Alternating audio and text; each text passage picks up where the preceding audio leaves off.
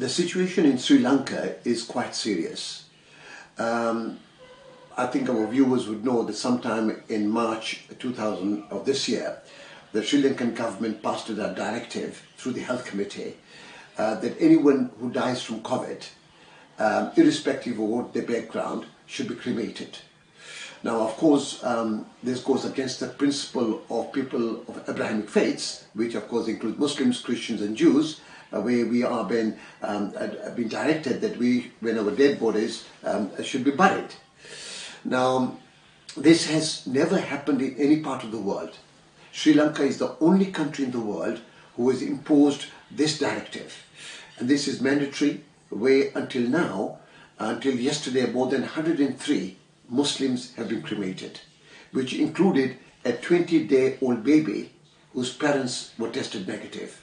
So it's not all people who suffer from COVID, also those who suspected of COVID.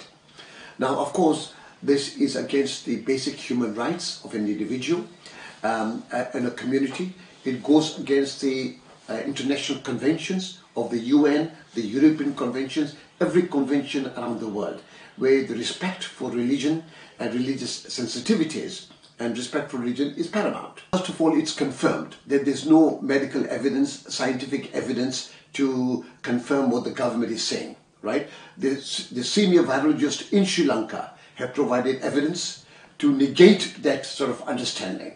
So it is confirmed that this is nothing to do with science, health or at all. It's purely a political measure. A political measure where a collective punishment is given to the Muslim community for political reasons. And this is unacceptable. So, of course, all the various human rights agencies around the world have condemned the action of the Sri Lankan government after failing from the Supreme Court. The Supreme Court rejected it. They did not even provide the evidence, the reasoning behind rejection. So then, of course, the Muslim community, particularly in the United Kingdom, where the Muslim Council of Britain, the umbrella body of Muslim organization, has set up a special task force under our Assistant Secretary General, Zahra Mohammed, and inshallah, we have now launched this major campaign. So our campaign is on three fronts. One, we want to bring awareness to the international community. Sadly, not all members of the international community are aware of it. We've been in touch with more than 20 countries, with different heads of states, government departments, Ministry of Foreign Affairs, and they are all starting to put pressure on the Sri Lankan government that what it is doing, it is unjust, unfair and illegal under the international law. So that's one action which we are doing. We hope Turkey in particular, we are in touch with the office of President Erdogan, who has conveyed his full support, but we hope that there will be direct communication with his counterpart where they can urge that this thing should be stopped. Also the OIC, the Organization of Islamic Cooperation of 56 member states, has also issued a statement, but so far nothing has been heard about it.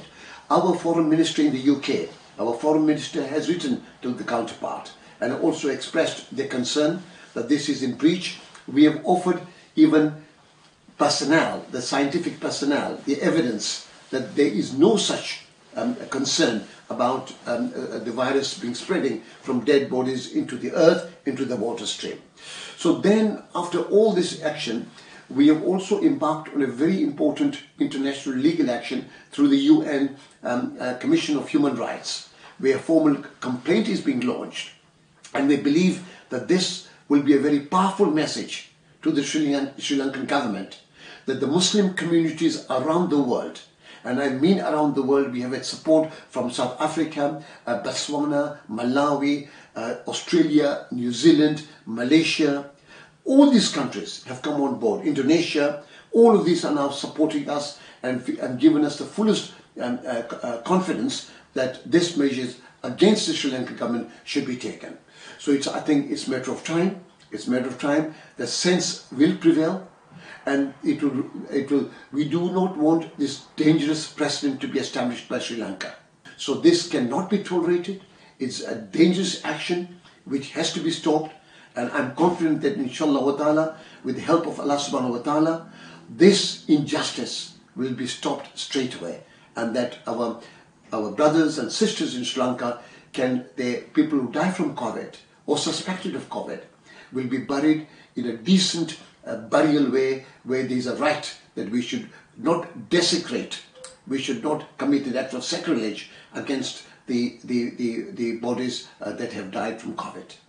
Now this incites Islamophobia, it incites hatred against a community, very irresponsible statement which should have been condemned by the Sri Lankan government, and there is no basis of that.